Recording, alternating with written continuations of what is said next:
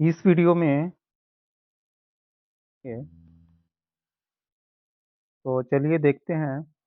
इतिहास जो है हम लोग 4 कालखंडों में भी।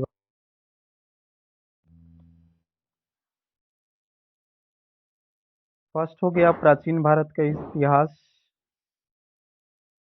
History of India. सेकंड हो गया मध्यकालीन भारत का इतिहास, मेडिएवल हिस्ट्री ऑफ इंडिया का इतिहास, मॉडर्न हिस्ट्री ऑफ इंडिया। और फोर्थ जो है विश्व का इतिहास, वर्ल्ड हिस्ट्री। तो हम लोग सबसे पहले आधुनिक भारत का इतिहास हम लोग पढ़ते हैं, modern history of India. Next slide पे।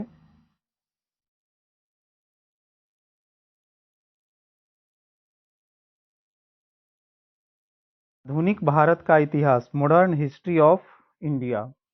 इतिहासकारों के अनुसार आधुनिक भारत इतिहास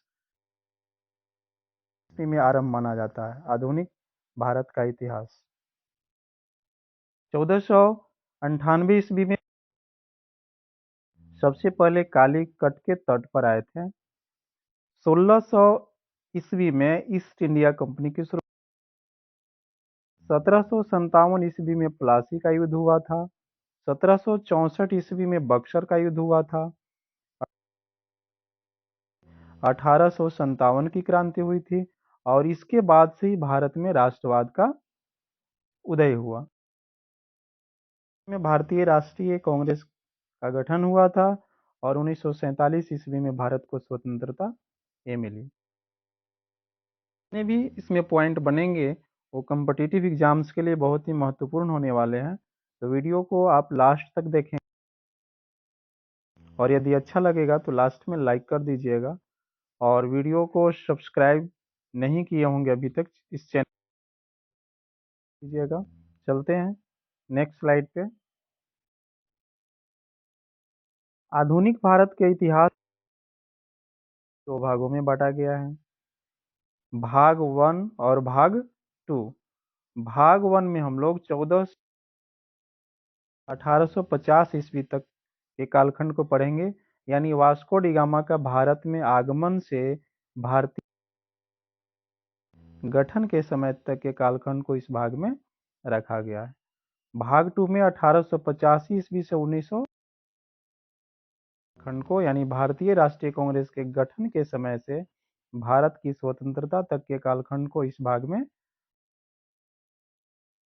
अब भाग 2 के कालखंड यानी भारतीय राष्ट्रीय कांग्रेस के गठन के समय से भारत की स्वतंत्रता मिलने को विचारधारा के आधार पर 3 चरणों में बांटा गया है।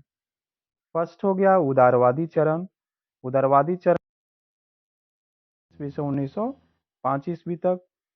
सेकंड है उग्र राष्ट्रवादी चरण 1905 ईस्वी से 1919 ईस्वी। गांधी युग 1919 ईस्वी से 1947 ईस्वी तक। तो भाग 2 के कालखंड को भी हम लोग बांट कर देखेंगे। नेक्स्ट स्लाइड पर आते हैं। तो सबसे पहले हो गया उदारवादी 85 ईस्वी से 1905 ईस्वी तक। इस चरण में लोगों की उदार होती थी, लोग उदार प्रवृत्ति के होते थे और इन लोग अनुनय विनय की नीति के सिद्धांतों पर चलने वाले थे। 3P पॉलिसी के नीतियों में विश्वास रखते थे। 3P मतलब पी से प्रेयर यानी प्रार्थना और याचना करने में विश्वास करते थे। यानी स्मरण पत्र और प्रोटेस्ट यानी संवैधानिक दायरों में रहकर इन लोग का मतलब बनता था।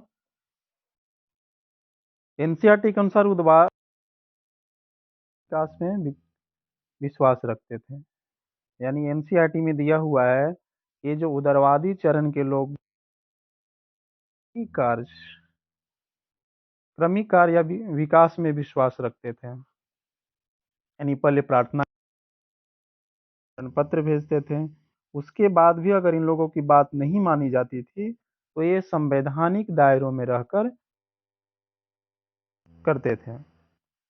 इस चरण के महत्वपूर्ण नेता मदन मोहन मालवीय, दादा भाई नौरोजी, कृष्ण गोखले और केटी तेलंग इत्यादि नेता थे। ये सब जो भी नेता हैं ये उदारवादी, भी आप लोग याद रखिएगा, ये कम्पिटिटिव एग्जाम्स के लिए बहुत ही इम्पोर्टेंट होने वाला है।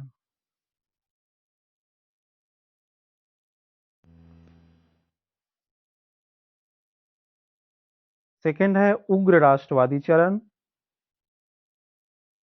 कालखंड है 1905 ईस्वी से 1919 ईस्वी तक है। इस चरण के लोगों का मुख्य उद्देश्य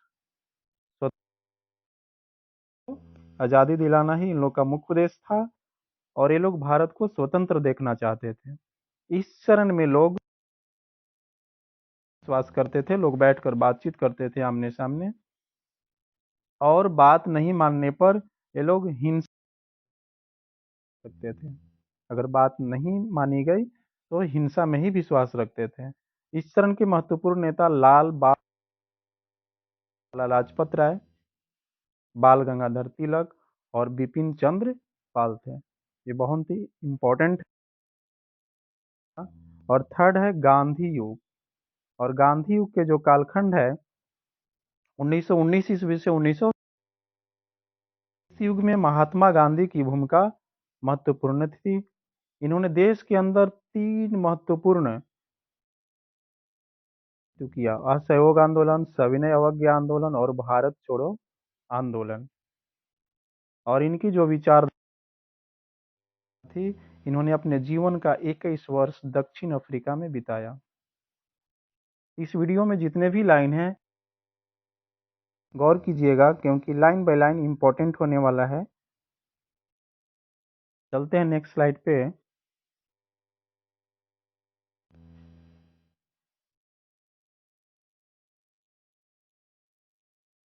इतिहासकारों ने 2 भागों में विभाजित किया है। फर्स्ट उदारवादी चरण 1885 ईस्वी से 1900। इतिहासकार जो है भारतीय राष्ट्रीय आंदोलन को 6 भागों में विभाजित किया है। सेकंड है 1905 ईस्वी से 1919 ईस्वी तक। थर्ड क्रांतिकारी राष्ट्रवाद का प्रथम चरण 1908 ईस्वी से 1920। लोग मानते थे कि देश की स्वतंत्रता के लिए हिंसा ही एक माध्यम है। इस चरण के महत्वपूर्ण नेता भगत सिंह, चंद्रशेखर बोस और बिस्मिल्ला अशफाक उल्लाह खान थे। क्रांतिकारी राष्ट्रवाद का द्वितीय चरण 1920 ईस्वी से 1934 ईस्वी तक। इस चरण के महत्वपूर्ण शेखर आजाद और मैडम भिकाजी कामा आदि थे। 542 ईस्वी तक है। और सिख स्वतंत्रता संग्राम का अंतिम चरण यानी 1942 ईस्वी से 1900।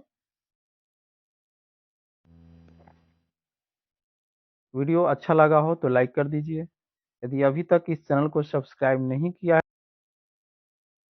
कर लीजिए। मेरे चैनल के प्लेलिस्ट में जाकर सभी विषयों का प्रैक्टिस सेट या लेक्चर देख सकते हैं। आप सभी को बहुत बहुत